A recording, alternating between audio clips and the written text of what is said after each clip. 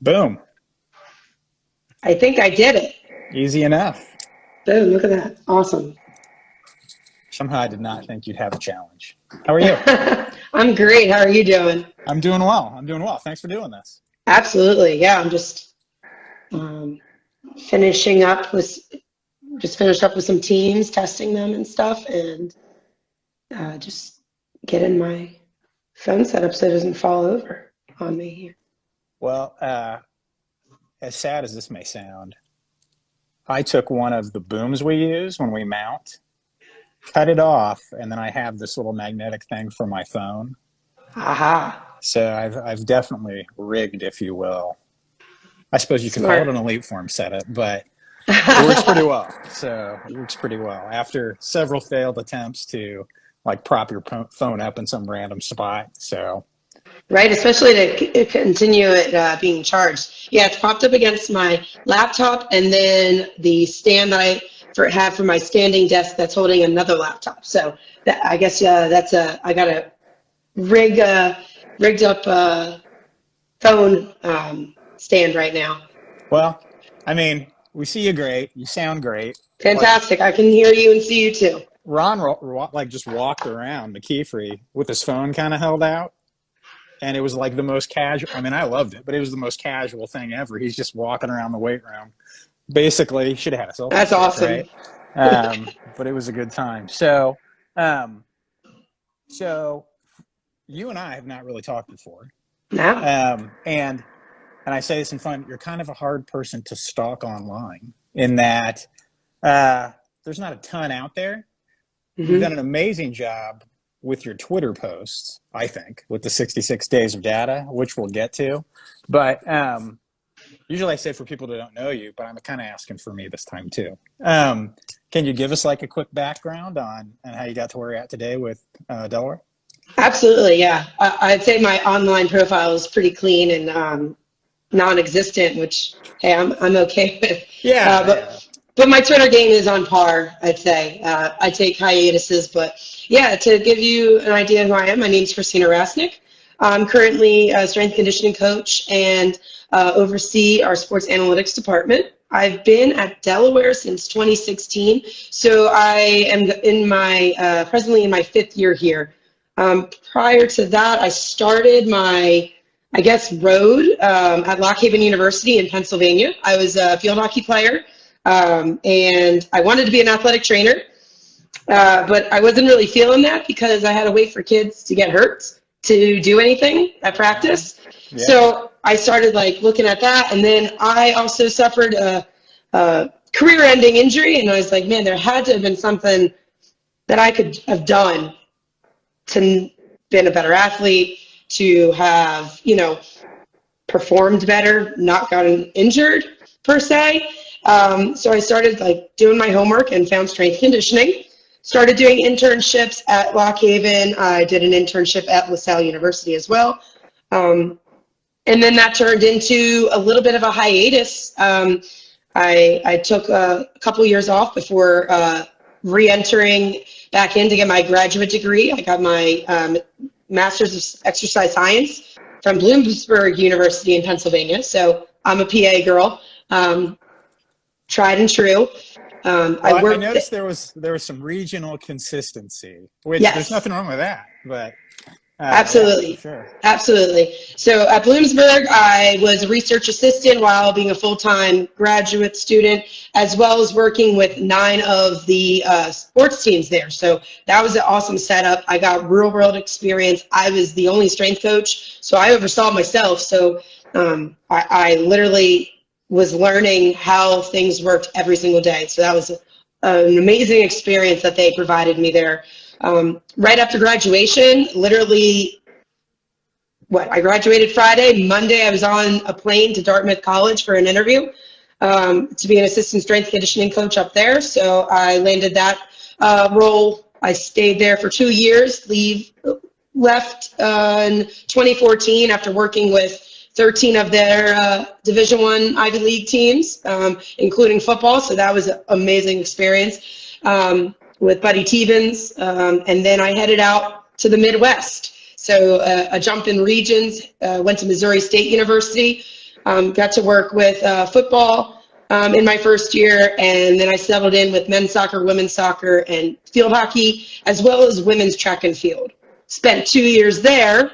Kind of see a trend there, right? It's very common though, right? Like in our world, like absolutely. our respective world, that's pretty consistent with what a lot of people experience. So yeah, and I honestly thought I was going to be able to see my first full freshman to senior class through there, but an amazing opportunity popped up on my radar to come back out, obviously closer to my family and friends, sure. and to the beach. I love the Atlantic Ocean. I appreciate the honest admission. You know, the landlocked states, they were hurting me a little bit. Well, but do you know where I'm sitting right now? Yeah, in a landlocked state. Right. As bad as landlocked as you can get. So for sure. Right, absolutely. I'm with you. So I left Missouri State University for University of Delaware.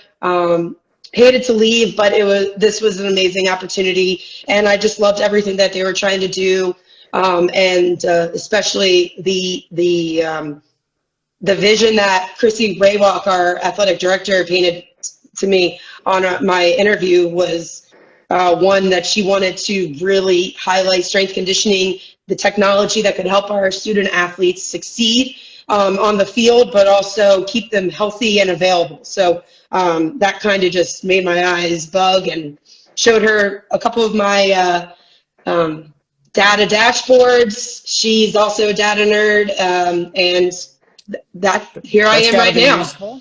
Yeah. Oh, 100%. 100%. So can we backtrack to your playing days a little bit? For sure. Now you've got me curious. So you played field hockey, and you said you had an injury. If you don't mind me asking, what happened? Yeah. So we were in the weight room, and we were doing glute ham raises, and we didn't have a certified strength conditioning coach. That's how it was. You did what you needed to, and didn't know how to do the movement. Instead of glute ham extension, it was a hyperextension with a 25-pound plate. And my back decided to seize up later that next day. Kept going, playing, and then my feet started to go numb, and I'm like, this isn't normal. So went home at the end of spring semester. That's when it happened. Got an MRI, and the doctor called back later that night saying, you're 19 years old and you have a herniated disc, L5S1. And we usually don't see that this early in a person's life. So you've got a back of a 50-year-old right now. I'm obviously not 19 anymore, and so my back's obviously not 50. It's probably about 80 now. But so that was my injury. And there was one practice I remember, I landed really hard on my back. Like I flipped. We were a pretty physical team, and I just laid there on the turf, and I was just like, oof, this isn't good. But I did have surgery for it, actually, during my time at Dartmouth. So I got all fixed up, and the numbness is gone. I worked my way back up strength-wise, mobility-wise, and still to this day have to, look out for that when I'm coaching. And obviously sitting in front of my spreadsheets isn't the best, and that's why I have a standing desk area too. Gotcha. So does that sit there for you in terms of, like, I always feel like people have these sort of foundational moments that create this motivation, right? That kind of carries through their life.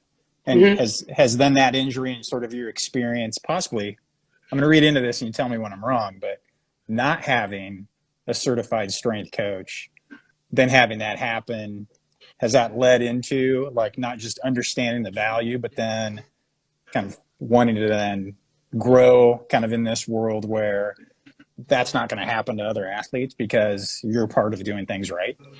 Yeah, 100%. Technique is huge to me. I tell my athletes, I don't care how much you lifted in high school, even transfers, I don't care. I need to see you move. I need to see how well you move. Once as you move well, then we'll start adding the plates. And I say that to the men that I've coached and the women that I've coached.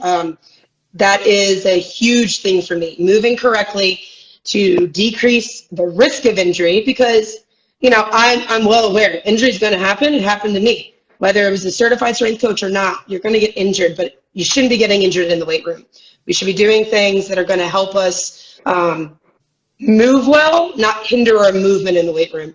And I started finding that the technology can help us, especially with EliteForm and seeing the live video, like the replay. Like, it's been really awesome to see in practice how helpful that is when you have a room of 30 plus kids and you're the only strength coach in there. You know, it's so helpful. So were you, like, as a kid, sort of a mathlete, if you will? Like, were you into the numbers and that's always just been an extension of who you are, or did you somehow grow into that over time? Yeah, it's funny you say that. I was just had a meeting with my interns yesterday, and I was showing them how to do some predicted estimations of 1RM based off of velocity, and their eyes started bugging, and I go, I just want you to realize something real quick. I am not a mathematician. My math is lacking. I am really good at Excel math, and I know enough to do what I'm doing now. Obviously, still trying to learn as much as I can every day, but the highest math I had in college was intermediate algebra, and it's probably my lowest class grade.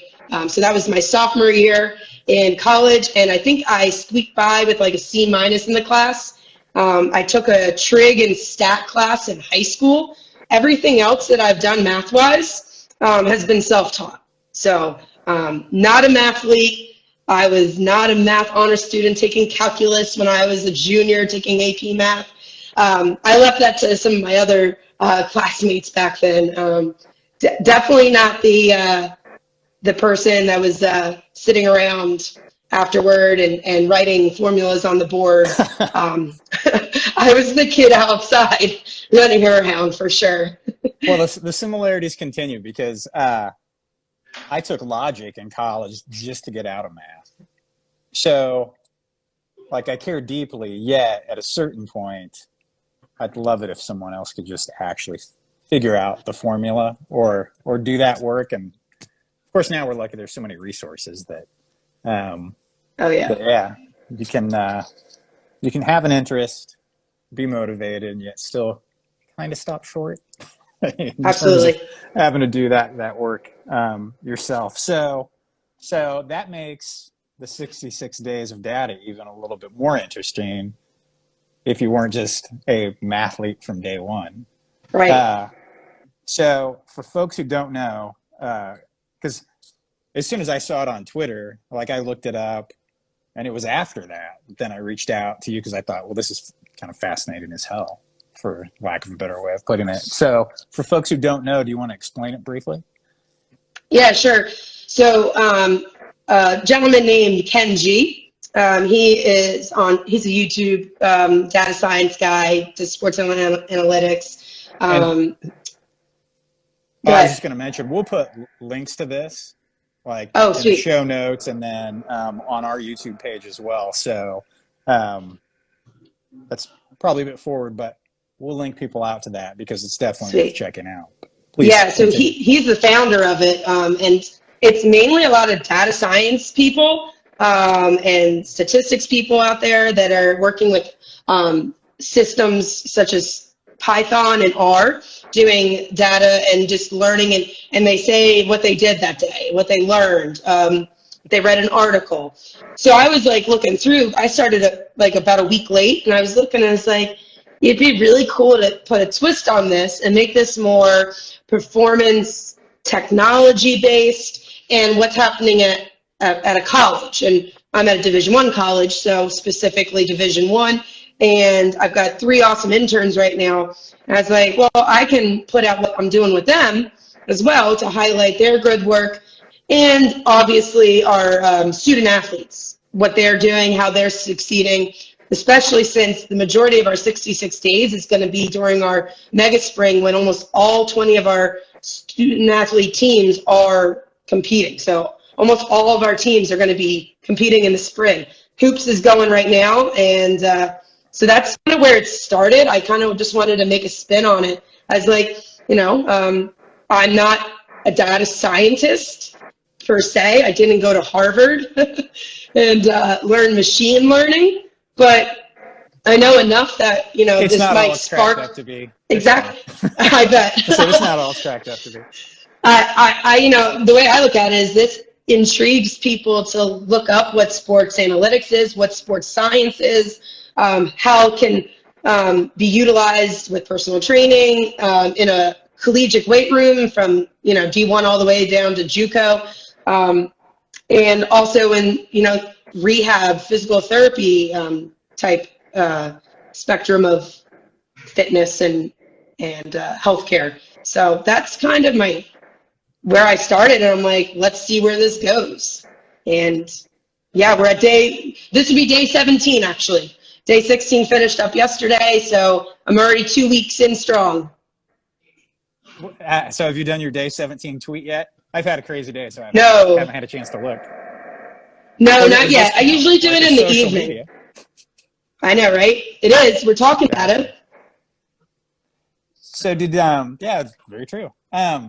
So did you have like particular questions you were trying to answer with data where you thought, like, I'm going to use the 66 days to kind of dive into that deeper? Or like, did you have more specific motivations other than, I just want to get better at this?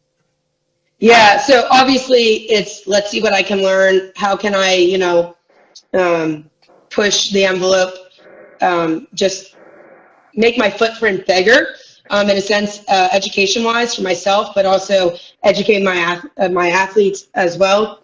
I think the main thing is, you know, we have multiple performance technology equipment on campus.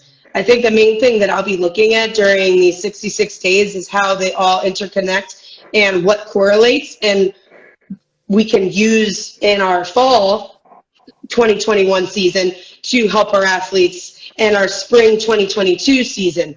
So I'm kind of using this mega spring during the 66 days of data to really look deep into our velocity based metrics, our force plate based metrics, and our GPS based metrics, and see how they all relate with how the student athlete is progressing on the field, as well as in the weight room and the athletic training room, which is a huge part of this. I don't want them in the athletic training room. I want them to be available. So sure. I'm trying to see where the connection is in availability with the best metrics. So, you know, a person can move a bar really fast, go out on the field and hurt themselves. They might be able to have a great jump on a force plate, or, you know, be really fast with their GPS speed for the day, but does that correlate to availability and decrease in injury risk? So that's what I'm really going to dive in. Probably once I hit like the 30s and 40s, I'll probably start putting more out on that. Right now, we're just getting the student athletes back on campus, so we're showing our baseline testing, getting familiar with our new weight room that we just built, and, you know, kind of just highlighting what my interns are learning before all the athletes come back on campus in the next week or so. Well, and that's one of the things I found fascinating about the idea of you doing these 66 days where kind of mega spring, by the way, is a great term. So I'm going to hold on to that if you don't mind. But so a lot of colleges and universities are facing this mega spring. Like I saw Tom Morris jumped on, and we were just talking about that the other day. Same situation at Indiana. So then, is that something you're going to try to fold into your tweets? Is kind of a more pragmatic view of, we do need to look at data, and we need to do it effectively, but there's sort of this cascade of effects that end up hitting athletes. It's arguably, I don't know if worse is the best term, but it's certainly different than usual. And do you see yourself like talking about the data in that sense? Yeah, absolutely. I'm going to, obviously, you know, we're going to de-identify a lot because, you know, privacy, data privacy is huge nowadays. So we'll definitely take that first when I'm doing any of my posting during the 66 days of data. I'll have Bugs Bunny or something being the athlete, or UD, who's our mascot. But to get back to what you said, the way that I'm going to approach this is, this is what we're doing, and it's the busiest time of the year ever. The busiest time we're ever going to have, and hopefully everything goes back to normal fall, spring in 2021-22 academic semesters. But if we can utilize the data and use it to our greatest ability to help our athletes succeed and be the best versions of themselves each day, then we're successful. Wins, losses pushed aside, we want to put them in the best position to succeed.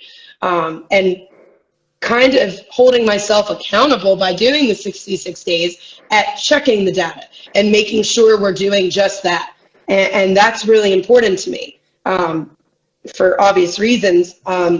One thing that Chrissy Raywalk, our UD, and I talked about was, you can have shiny things that really light up a recruit's eye, but we're not that at Delaware. We are utilizing the data and using it, implementing and modifying practices and strength sessions, and utilizing that data to figure out what exercises are bang for our buck, because we're going to have shortened amount of time to train these athletes. A lot of kids lost an off season. A lot of kids aren't able to come back early due to being in another country. We have a lot of international students that compete at University of Delaware. They might not be able to be back here right now, but 2 weeks from now, they'll be able to get back into it. And we have to progress them properly. And so that's the other thing we're going to use with the data, to make sure that we are doing what we need. So I know a lot of people use like the minimal dosage. That's a great way of looking at it, but I want to know what is going to be the best dosage. What is that? Where is that at? So then we can say to the coach, hey, we've hit our meters, or okay, that set you moved, or that rep you moved way too slow, we're done. Or your movement signature doesn't look good. That jumped in and looked good. How are you feeling? And that sets up a conversation with our student athletes, where then we can come up with action items to really tailor our programs to them so that they're being successful. They feel well cared for as well, which is really important. I need them to be bought into this. Sure. More than, because they're, they own their data. They can get their player profile anytime they want from me and see where they're at, how they're progressing or not progressing. So it's not like we're hiding it from them. They're made aware of what's going on. I was just talking to a baseball player today saying, hey, this is where you're at, what you're looking like, and this is where we need you.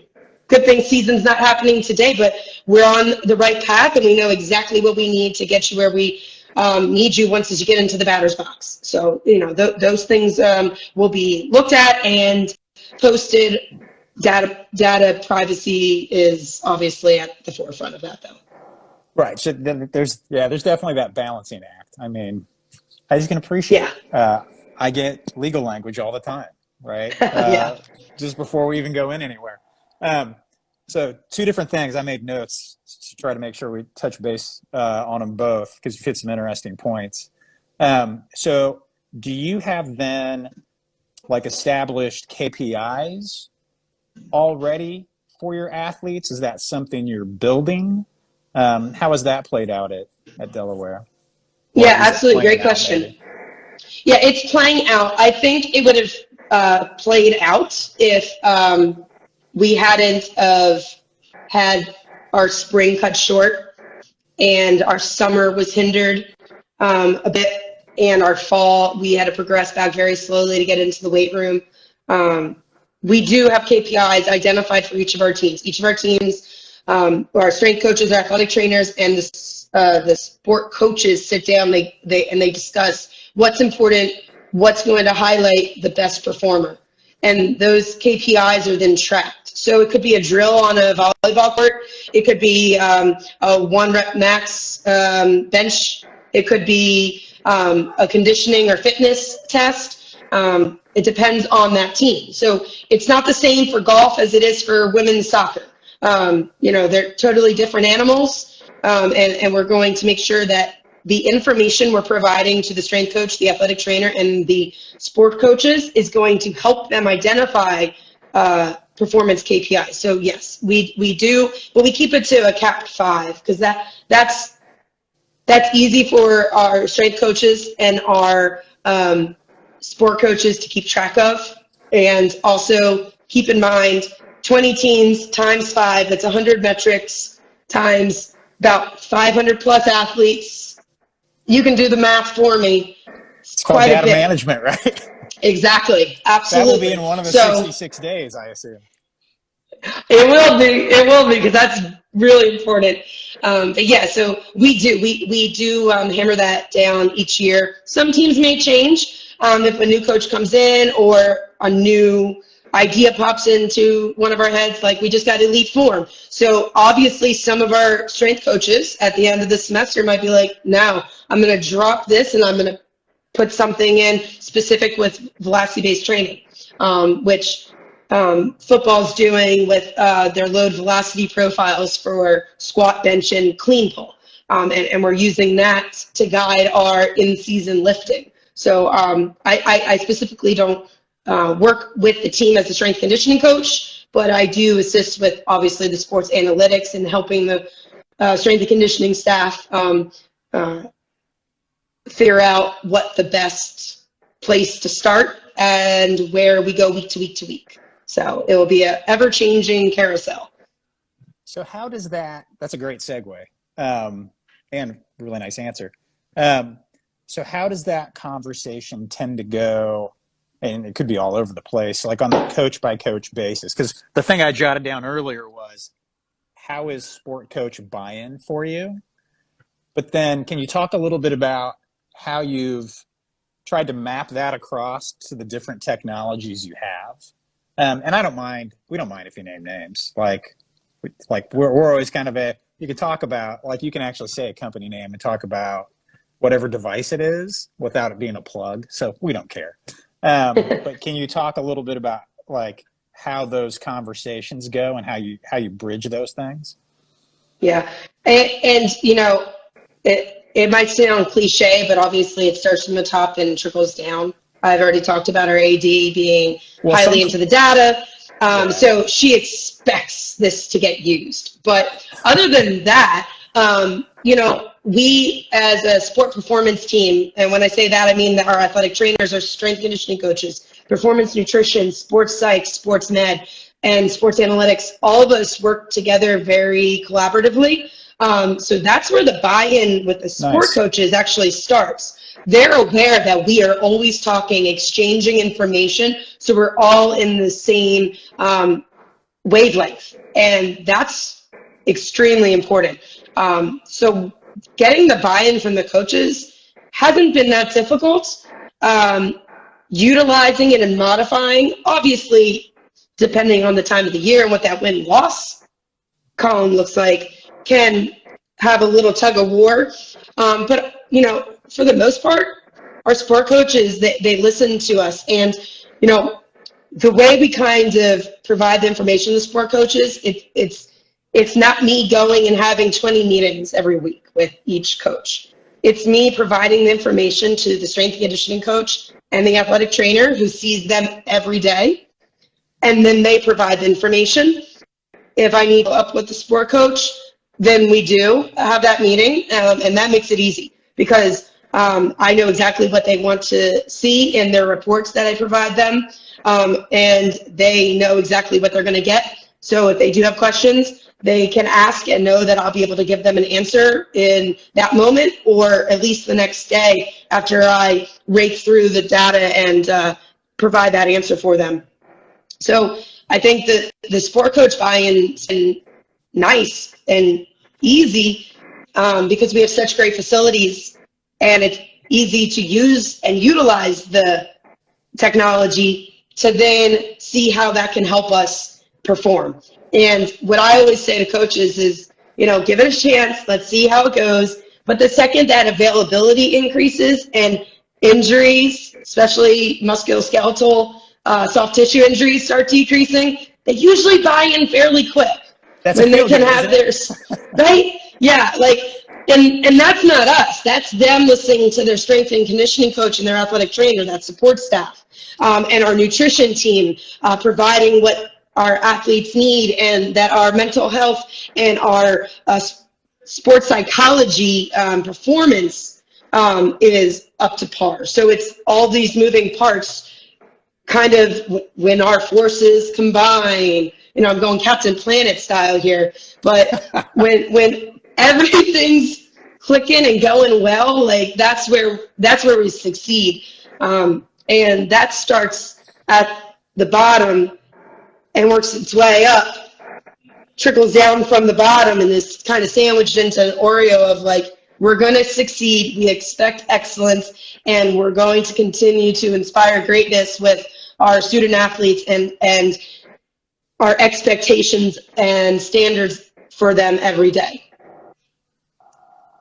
In terms of how you began sharing data, like with some of your sport coaches, like did you get GPS first and then share what that meant to them, and then sort of wade them a little bit deeper into the pool, bring in force plate, because you have Sparta, right? Yes. And then, like, has that allowed kind of for that conversation to build, or were they just always ready to go? And it's like, as we get it in, we just roll it out. How'd that process go? Yeah, I think specifically at Delaware, because each place has been different. When I was at Missouri State, I walked in and they already had GPS. And the men's soccer and women's soccer coaches were like, this is what we do, and here you go. And this is what we want. So little different than Delaware, because as I've continued my career here, we've gotten more technology. Sure. So I think was GPS from the start. first at Delaware? No, actually no, you're good. When I first got here, I kind of continued a wellness survey with the volleyball team. I was working with them when I first got here. And so that's free, obviously, and it gives me great metrics. I asked for a session RPE for their practice and their lift. I was doing session RPEs with our track and women's lacrosse team, and that's where it started. So we didn't have technology when I first arrived on campus. That was the goal. That was the future. Gotcha. So it was free. It was looking at the basic metrics that anybody can start doing right now. You got your kids in the weight room right now and they're finishing up. Ask them on a scale of 1 to 10, how intense was this session? And that's where it started. Like, let's track sleep quality. And from there, our field hockey team purchased a contract with VX Sport, so GPS. And we started to look at that. And at the same time, we brought in our Sparta Science force plates. So that kind of happened at the same time. I think we got Sparta 6 to 8 months before we brought the GPS on site. But we really started diving into the force plate technology heavily it would have been in 2018, 2019. And then field hockey's first full season with GPS on their backs was in fall of 2019. So that's still a new baby as well. And our women's lacrosse team right now is utilizing it in their practices and at games too. So we hope obviously to continue to grow and expand. Sure. As we live in what we have right now, and I think that's really important. But we didn't start with GPS. It was definitely free, just a survey, and we're still doing the survey. We call it the Wellhen survey. We're introducing that to all our sports teams this semester, actually. So I'm looking forward to being able to help all our student athletes in all facets. From subjective to objective data. All of it's practical. All of it is easily used if collected regularly and utilized regularly. Do you find that, like, 'cause some people occasionally poo-poo subjective data, right? And those types of questions, but do you find that as you get to know your athletes, like you'll learn, well, so Skip says a 7, and sort of on his particular scale, what I now know, right, after collecting enough data is kind of an easy day, Yeah. right? But Yeah. like, is that kind of happening for you then? Oh yeah, absolutely. And you know, I compare apples to apples, not apples to oranges, and each kid's an apple. So you know, if Susie Joe and Sally Joe are telling me 7s, that might mean something totally different to each of them. 7 for one might be like, oh, it's a 7. Like this was more than just submaximal. And 7 Gotcha. for another kid might have been like, yeah, I was on the sideline, I was skipping around a little bit, and then played and came back onto the sideline, and you know, and here's the thing, like you learn your kids, you learn what their averages are, and then we can weight it specifically to what their common responses are using statistics, and we can weigh it differently. So then we can get viable information where the coach is like, well, why is she always a 7? She says a 7 and she didn't play. Like, this is skewing our data. And, you know, that comes with time and learning the student athlete. But it's still valuable. And, you know, the kids also learn real quick that, you know, they can't cheat the system. We're going to figure it out.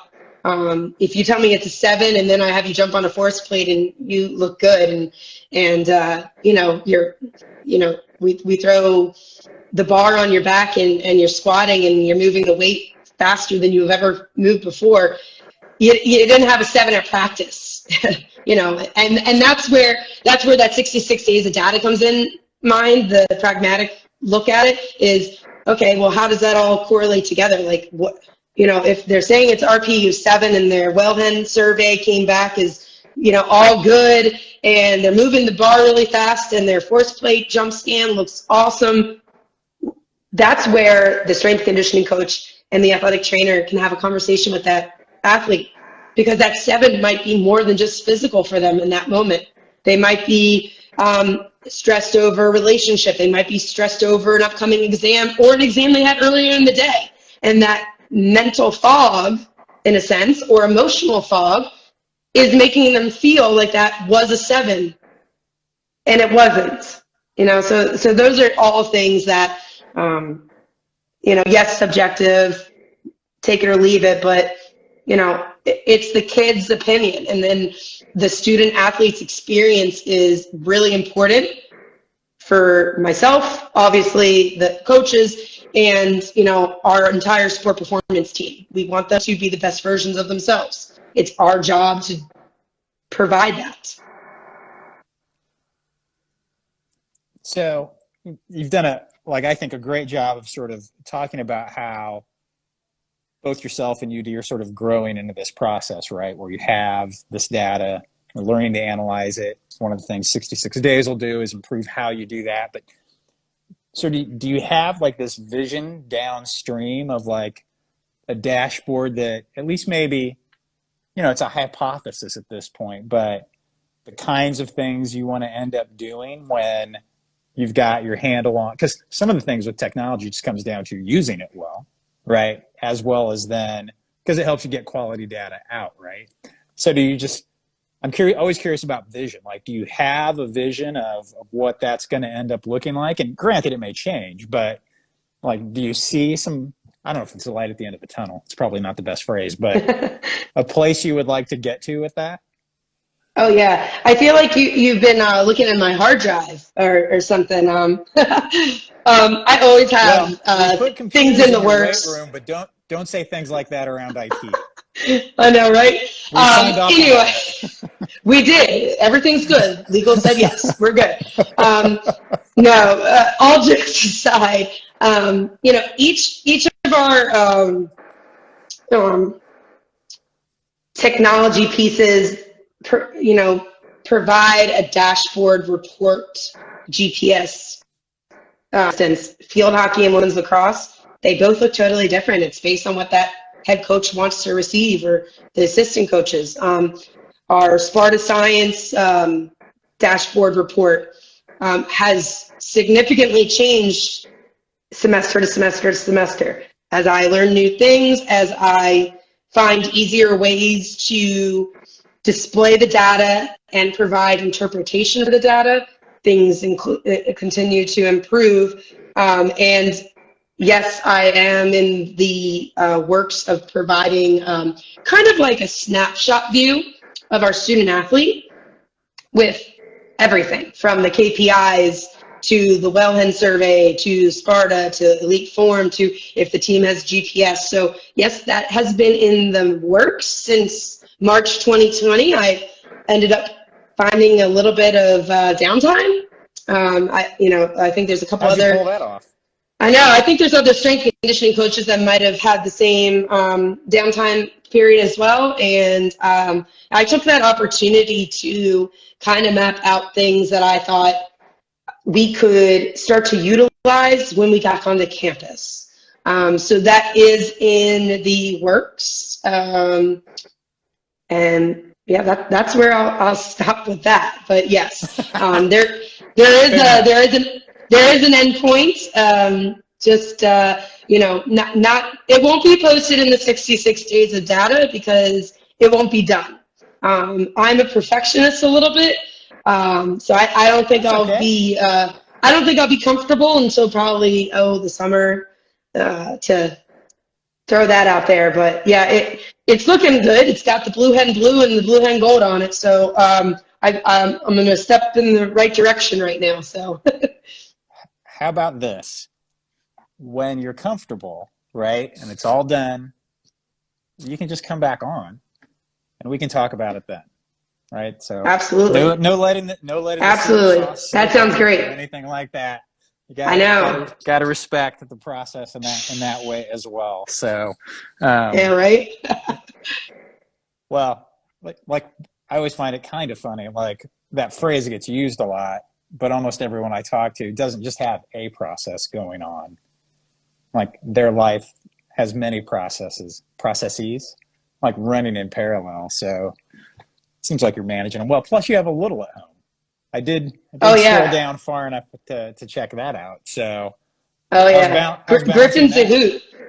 Oh, he tries to balance on top of me. At this point, he's walking. He actually turned 14 months.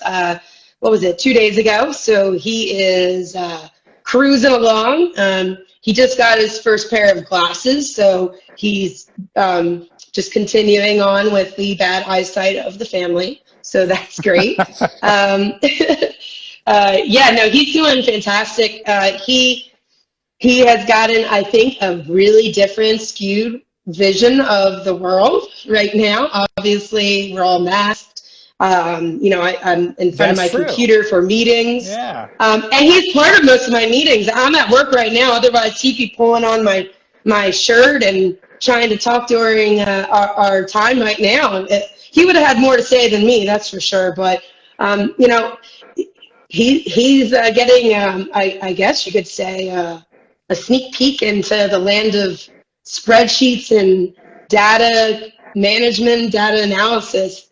I pull my computer out and he wants to get right on it.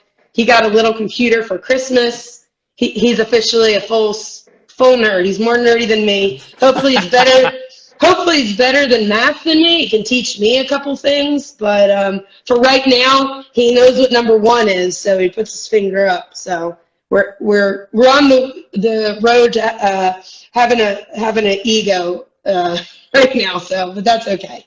He's an only child. Just make sure he knows he's welcome the next time we talk to come on. So, cocktail hour doesn't have to mean anything adult. No adult beverages necessarily. So, he'll bring his bottle, his sippy cup. He'll bring his apple juice. I remember the days of the sippy cup. So my kids are much older, but and I have a son, for example, who I couldn't help him with math like when he was in high school. So You and I are on the same page with the whole math Yeah. thing. Believe me. So, one of the things we often encounter, I'm getting serious again, I guess I can hear it in my voice. Coaches who didn't get into strength conditioning to become data scientists, right? But now the game has evolved to the point where you need to know, right? Or it's at least good to know.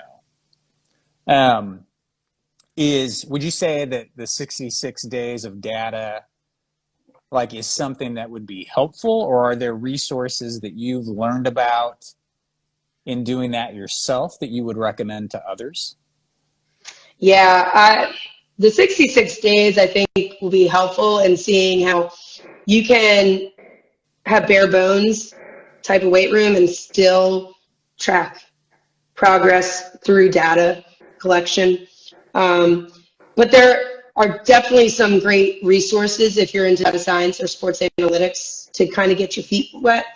A lot of people talk about like Moneyball, for instance. You know, that was Yep. a movie, but at first it was a book. You know, Brad Pitt was in the movie. I wouldn't say that's where my interest began. A lot of data scientists today say that's where it began. I think mine began during grad school, actually, collecting data for my thesis. And I was doing my thesis on preseason testing for men's soccer at the Division II level and comparing positions. Like, does a goalie really need to do the beat test? Is it going to show that they're Every in goalie shape? will tell you no. Exactly. Well, that's what my thesis said too. Head coach didn't like that, but hey, data doesn't always paint the picture that the coach wants to see, or Sure. the interpretation that they want to hear, if it doesn't go with their normal scheme of things. But that's okay.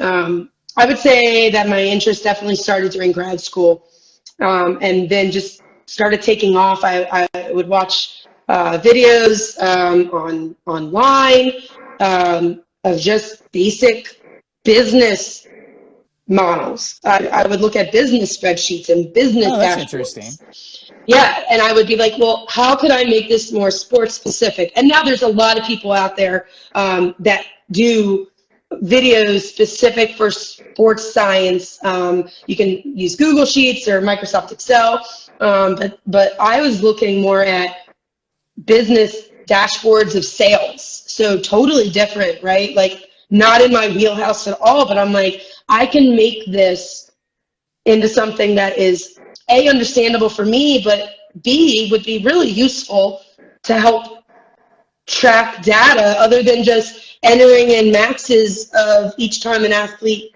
lifts or tests. So that's what I started to do. And there's great resources out there. There's a great podcast on sports analytics. It's the measurables that I listen to really start diving into some more advanced level Yeah, analytics. that's a good podcast. Mathletics, yeah. And Mathletics is a book that I'm actually having my interns read. I highlighted that on my Twitter, actually. That is a great book. And it looks at not just performance, like in the weight room or injury, it looks at the sports metrics that a lot of students actually start off being a little bit more interested in. And, I like to start my interns with the sport performance side first and then dive into the sports metrics, learning about the Pythagorean theorem and how that can be utilized to predict wins in baseball, football, basketball, all that fun stuff. But those are two resources that are really, I think, a little more advanced, but also safe enough that somebody who doesn't have a background in sports analytics or isn't well versed of 5+ years of data collection, data analysis, and data interpretation would really benefit from. I also feel like sport coaches would benefit from it too, because they get to see the other side of things and maybe think tactically a little different, or the logic of how they build their rosters or recruit even, that's the next thing, like collegiate recruiting and analytics.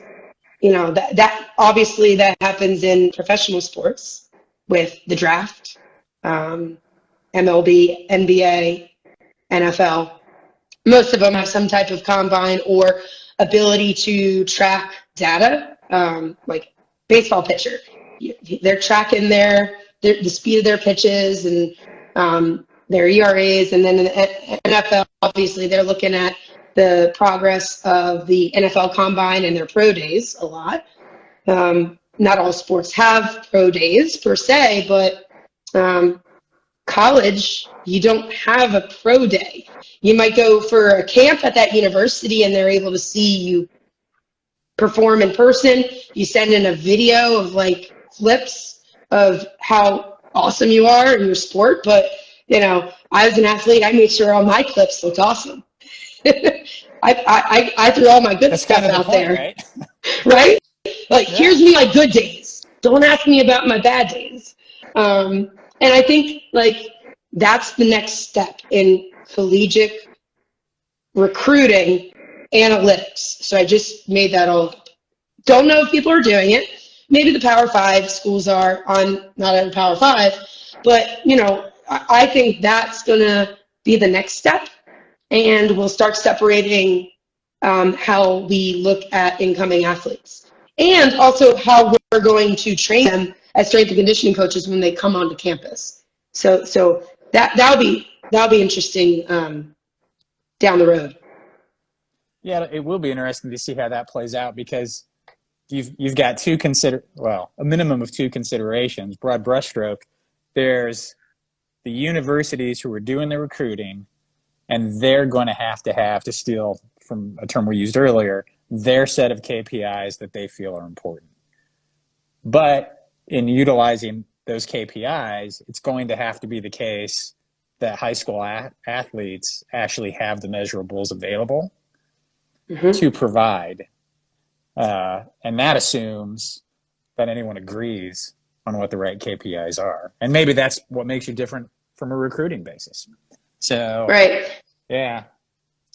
That'll be fun to see if that starts picking up. I feel it will. Like, recruiting is such a big deal, and college basketball, both the men's and the women's side, and obviously in football, you see them on ESPN, with their signing day. I feel like it's something that colleges, especially, colleges are investing in that student athletes' academic and their performance ability and forecast. We're forecasting if they're going to be able to perform the way they did at the high school level.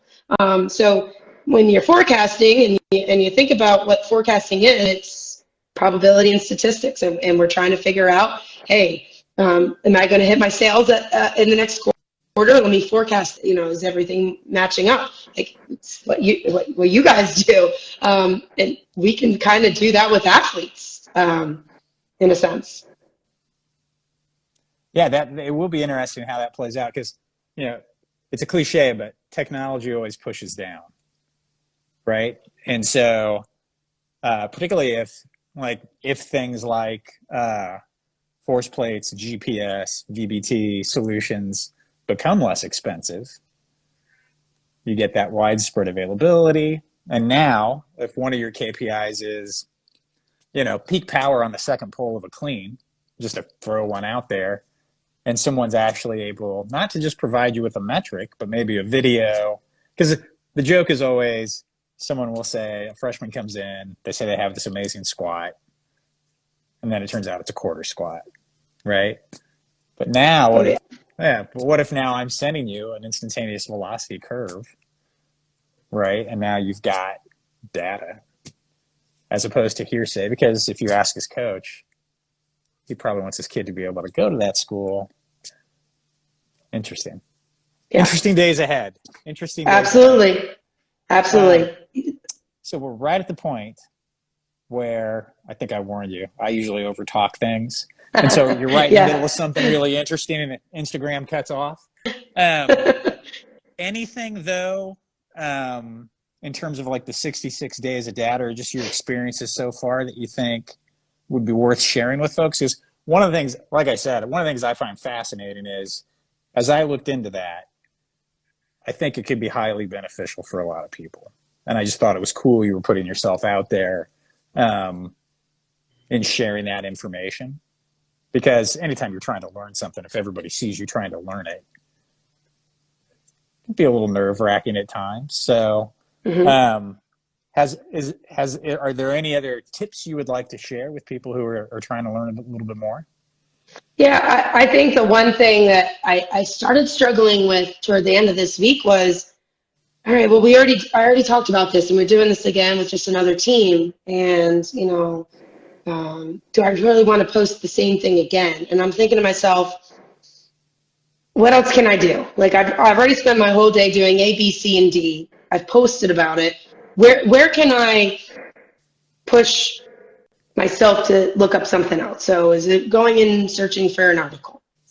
Is it going and listening to a different type of podcast? Even like a leadership one. Maybe I'll get something interesting that will echo into the data world. But when it comes to our student athletes, no matter if they're doing the same test as another team did, I still want to highlight it. If it happened that day, they deserve to be highlighted just like any other team. So that's one thing that I keep in my mind. Like, just because another team used the load velocity profile I had football do doesn't mean they don't deserve to be highlighted. And also, I feel that this 66 days is really going to challenge my ability to come up with new material. And, I'm already starting planning what I'm going to do next week. So, keep an eye on it. Next week's going to be fun. I'm going to start throwing some of my dashboards out there that I've created, some of my like little tricks that tricks of the trade. So it's going to be fun. I'm really looking forward to it. Can't tell you what day 60 to 66 is going to look like, but I might have a couple more gray hairs. Cross that bridge when you get there. Right? Hopefully we have some wins in the UD column. We're healthy and moving well and performing at an optimal level. I've got to think Mega Spring, as you put it, is going to throw you something. So that's got to be a few days. I'll give you this one. So on Tuesday, I don't know if you ever listen to Pat Ivy's Beyond Sets and Reps, but he sent me a text and he was like, hey, let's get you on and we're going to nerd out. And I think he said algorithms, angular velocity, and something else. So I don't know when it'll actually post, but if it's in your 66 days, there's another one covered. So. Oh, absolutely. I'll take that. That's an easy win for me. So our time is, I don't want to get you cut off. But thanks again for coming on. Very clearly, it'd be awesome if people followed you on Twitter if they want to follow along with the 66 days. I'm sure will. I'm not the greatest at Twitter use, and I tend to be the person driving that on our side. Sometimes I get a little run down by the other things. 2020, 2021, sometimes it's best just put it away. But we'll share some of that out for sure. And then in all seriousness, I hope you'll come back on and we can talk about like how it's gone when that dashboard hits final, and maybe get the little man on as well. So thanks again. Absolutely. Appreciate it. Awesome. Thanks for having me, Skip. I really appreciate it. You bet. Take care. We'll talk soon. Awesome. Take care. Bye. See ya. Bye.